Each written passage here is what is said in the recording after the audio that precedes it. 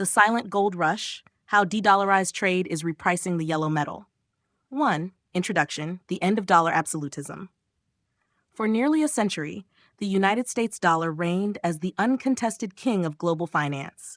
Its supremacy rested on three pillars: the petrodollar system, which forced nearly all oil purchases to be settled in USD, the depth and liquidity of U.S. treasuries, which became the de facto savings instrument for central banks worldwide, and the U.S. stock market, offering long-term growth exposure to sovereign wealth funds and global asset managers alike. But beneath the surface of this architecture, cracks are forming, and the world is beginning to adjust. In the aftermath of the 2022 sanctions against Russia, which included the unprecedented freezing of central bank reserves held in USD and euro, a new realization dawned among global actors: our savings are not safe. The dollar was no longer a neutral reserve. It had become an instrument of geopolitical enforcement. This weaponization of finance shattered the core assumption behind the post-Bretton Woods system, that reserves were apolitical, liquid, and reliably redeemable. At the same time, the United States has struggled to maintain the second prong of its hegemony.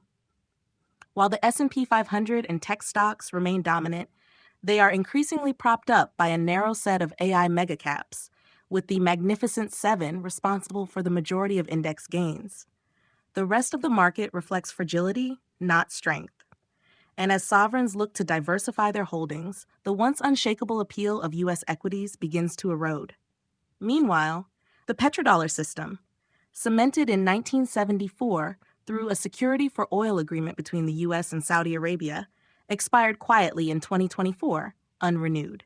For the first time in 5 decades, oil-exporting nations can openly consider pricing and settling energy in currencies other than the U.S. dollar. The implications are profound. In this moment of uncertainty, a quiet resurgence is underway, as countries scramble for alternatives: currencies, rails, and stores of value. One ancient asset is emerging as the fallback layer of trust: gold. This is not speculation. It's not inflation hedging. It's not central bank nostalgia. It is a functional response to the failure of a monetary order. As China builds its RMB-based trade network, anchored by digital infrastructure like mBridge, and BRICS nations increasingly coordinate outside the U.S. financial orbit, gold is regaining its monetary role. Not by decree, but by demand. Observers have dubbed this geopolitical shift the Bretton Woods 2.0 outpost battle. Not a singular summit, but a globally distributed fight over the next reserve standard. And while Bitcoin, energy, and compute are all in the wings, it is gold that is quietly moving back to center stage, for now. In the sections that follow, we'll explore how China's cross-border payment system is scaling, why gold is being accumulated by those outside the dollar's reach, and how this silent gold rush is beginning to be priced in. The rise of de-dollarized trade, China's strategic moves. To understand how gold is being remonetized, we must first understand the rails being built to bypass the dollar. At the center of this emerging architecture is China's digital RMB, ECNY, and the cross-border settlement platform known as mBridge, where the U.S. once dominated through SWIFT, a messaging system that routes payment instructions between banks. China is now quietly erecting a parallel financial operating system. This system doesn't merely challenge the dollar as a currency, it challenges the entire infrastructure through which global trade is settled. The mBridge stack. China's SWIFT alternative, launched with the support of the People's Bank of China, alongside the central banks of Hong Kong, Thailand, and the United Arab Emirates, and in cooperation with the BIS Innovation Hub. Project mBridge is designed to settle cross-border payments in real time using central bank digital currencies, CBDCs. While the current pilot only includes a few official members, 26 central banks are now engaged in early-stage cooperation. As of March 2025, China's digital RMB system had already processed $1.2 trillion USD equivalent in cross-border transactions. That figure represents roughly 3.6% of global cross-border trade, valued at $33 trillion in 2024. A small but meaningful foothold, especially considering that the dollar accounts for around 84% of international trade finance, according to SWIFT.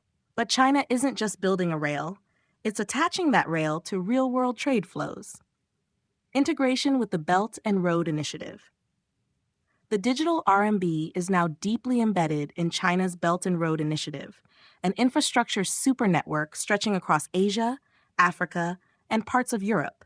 Projects like the China-Laos Railway, the Jakarta-Bandung High-Speed Rail, 2 countries, 2 parks, agreements with Indonesia, energy pipelines and logistics corridors in Central Asia are all being settled or partially financed in digital RMB, with payment times as fast as 7 to 8 seconds, compared to the 3 to 5 day lag for SWIFT-based transactions. These payment systems aren't speculative tech experiments. They are functioning protocols at the heart of physical trade. As China anchors these digital systems to tangible infrastructure, its financial model becomes increasingly attractive to developing nations. Cheaper, faster, less dependent on Western financial institutions, and increasingly resistant to external sanctions. A growing network of real-world use. In just the past 18 months, we've seen Malaysia, Singapore, Thailand, and Indonesia declare RMB holdings in their official foreign reserves. Thailand complete its first oil trade settled in digital RMB. Middle Eastern energy exporters report 75% lower settlement costs when using China's digital currency. Cross-border RMB settlements with ASEAN exceed 5.8 trillion yuan in 2024, a 120% increase since 2021. And these are just the public numbers.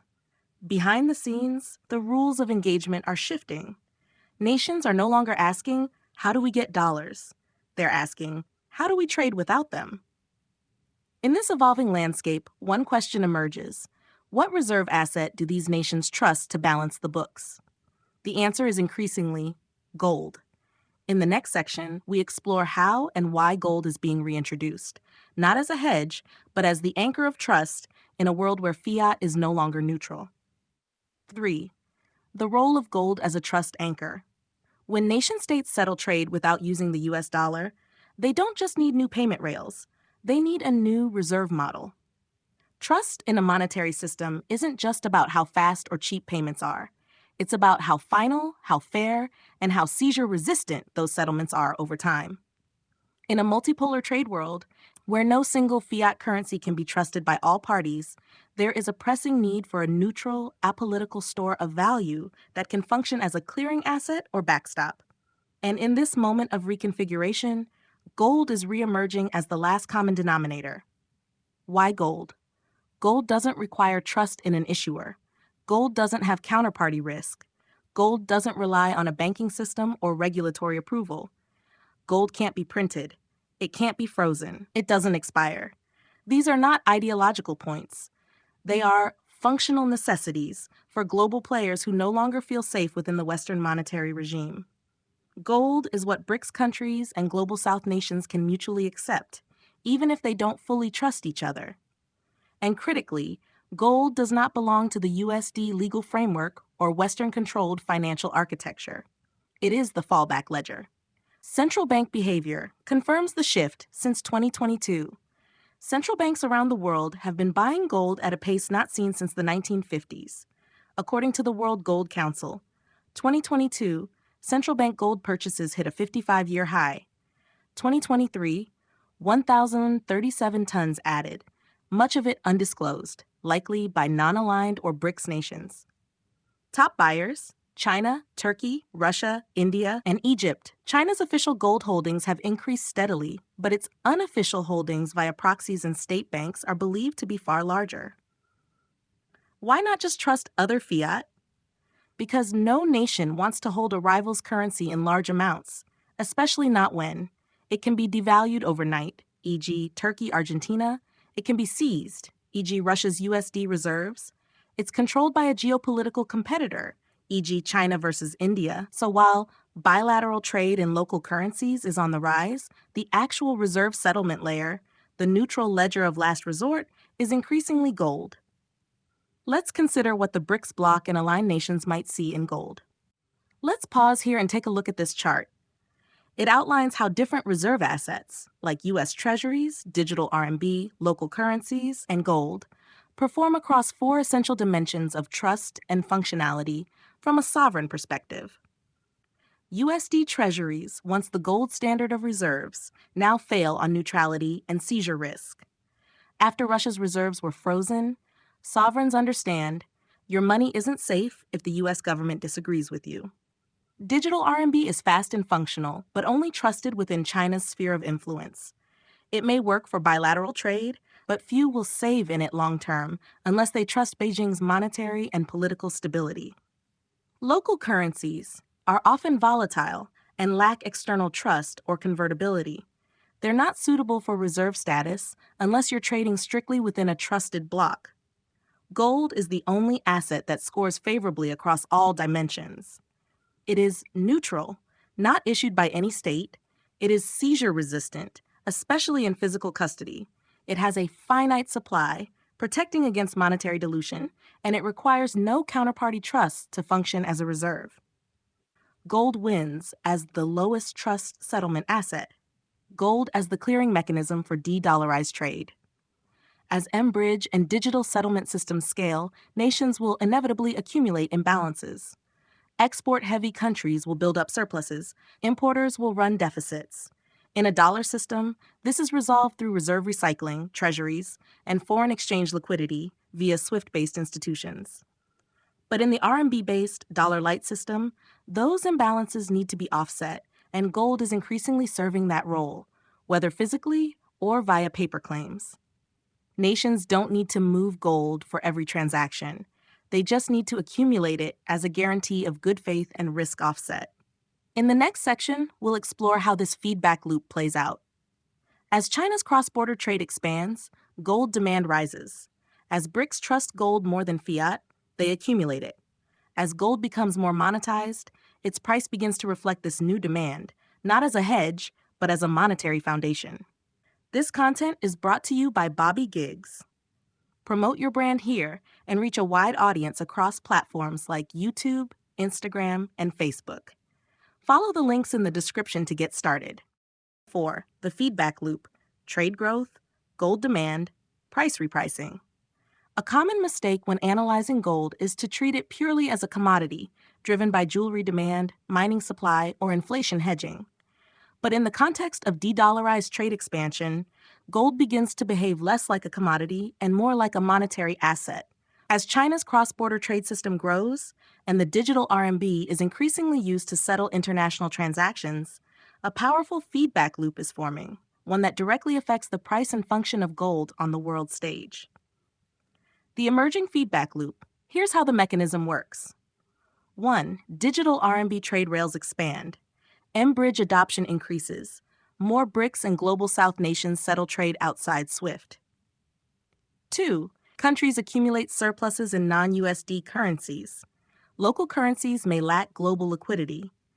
Digital RMB may be usable but not desirable to hold long-term. To balance exposure and build trust, nations accumulate gold, especially when trading with countries they don't fully trust. Gold acts as neutral collateral or reserve buffer. 4. Gold becomes more monetized. Acts as reserve anchor in the absence of a single trusted fiat. Begins reabsorbing monetary premium. 5. Gold price rises. Driven not by retail or ETF demand, but sovereign reallocation. Reflects new structural demand from trade-based accumulation. 6. Rising price and role of gold encourages more accumulation. Confidence grows in gold's utility as a trust layer. Loop continues. Why this is different from past gold cycles. In previous gold cycles, demand was mostly retail-driven, fear, inflation hedging, speculative, ETF flows, gold mining equities, inflation reactive, USD devaluation. This time, gold is being driven by geopolitical reconfiguration, settlement system redesign, trust failures in fiat and finance. This is not a short-term trade. It's a long-term monetary repricing event. How to measure the impact? We can now track the growth of digital RMB trade, currently $1.2 trillion, as a proxy for future sovereign gold demand. If that number increases to, say, 3 to 5 trillion, it would imply a multi-trillion-dollar trade zone no longer backed by USD, an urgent need for settlement anchors and trust buffers, gold absorbing more demand as that buffer. Even a 5 to 10% allocation shift by sovereign wealth funds, FX reserve managers, or central banks away from USD assets and toward gold would cause a massive supply-demand mismatch given gold's finite, slow-growing supply and tight physical market. In the next section, we'll look at specific examples of gold accumulation across the BRICS bloc and other nations, highlighting how this thesis is already playing out at the strategic level. 5. Strategic accumulation. Case studies in gold hoarding. Gold isn't just drifting higher because of market sentiment, it's being systematically acquired by sovereign actors who are reconfiguring their reserve portfolios around a post-dollar reality. The logic is clear. If the global monetary order is shifting, and if trust in fiat systems is fracturing, then holding gold is not an optional hedge. It's a strategic necessity. This accumulation is not speculative. It is structural, and it is deeply political. Central banks are leading the charge.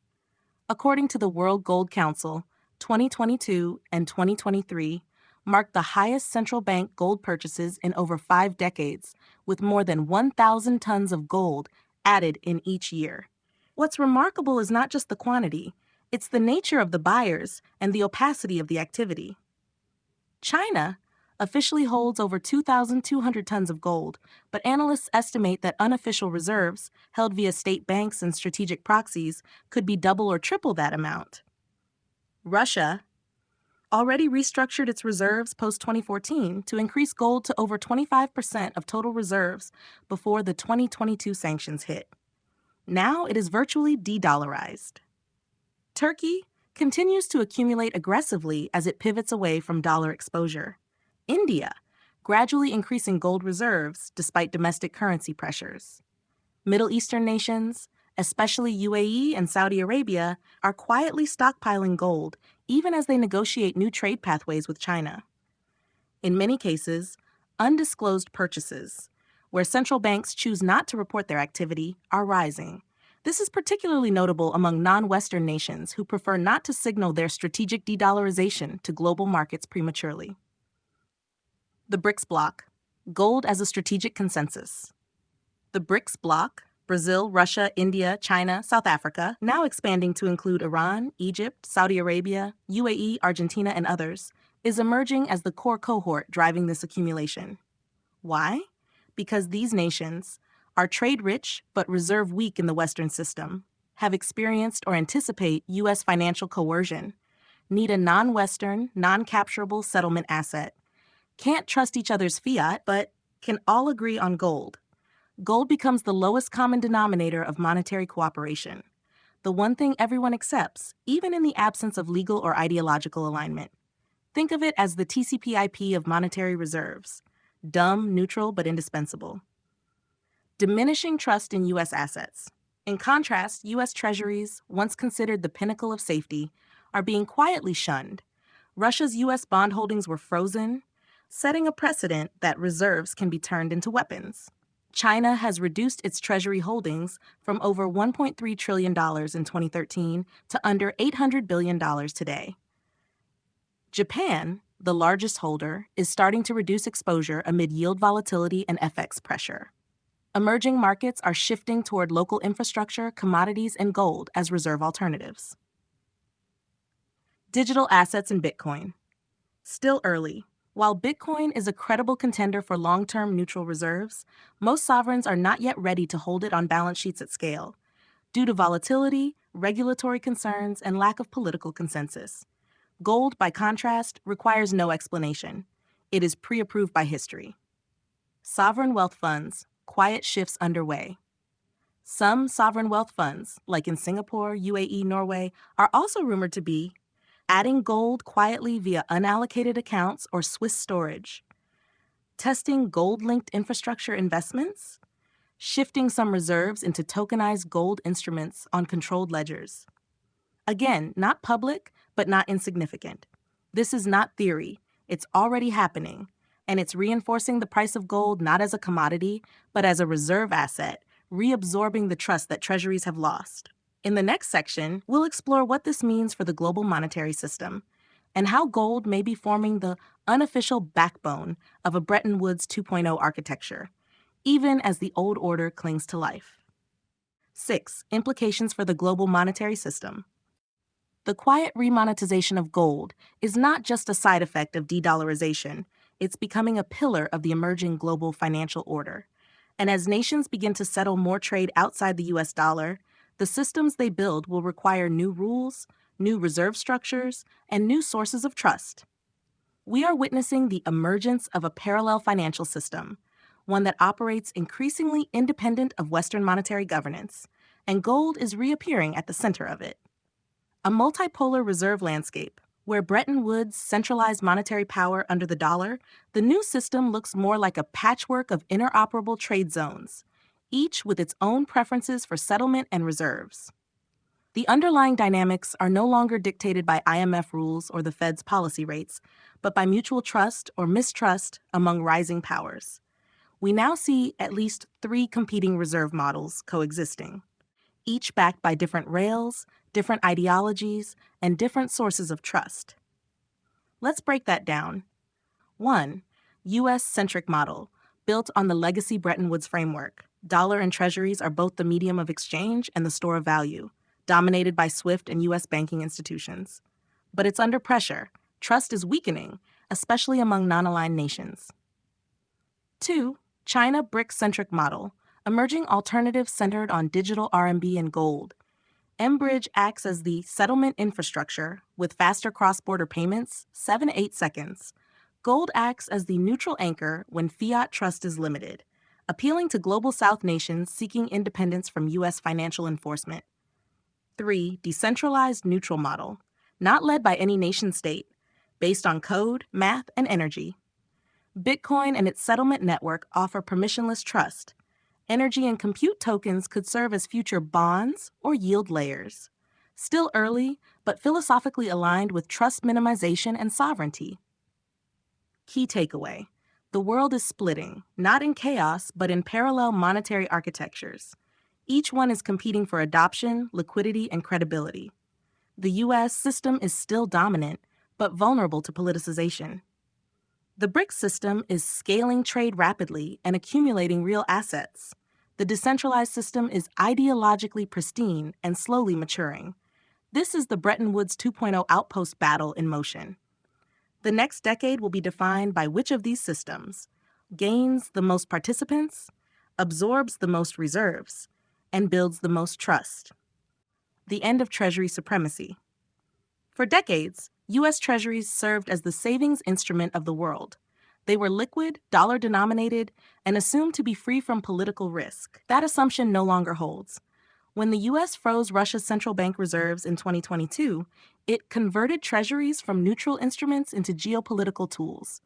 The message was clear: your assets are only yours if you comply with our rules. That singular event shattered the core logic of global reserve behavior. As a result, foreign demand for treasuries is weakening. U.S. debt is being funded increasingly by domestic buyers and the Fed. Yield volatility is rising as confidence erodes. The world is diversifying away, and gold is absorbing part of that retreat. The return of a de facto gold standard. This is not a formal gold standard. No one is promising redemptions or pegs, but functionally, what's emerging is a shadow gold standard in the BRICS plus world. Gold backs trust between nations with no shared currency.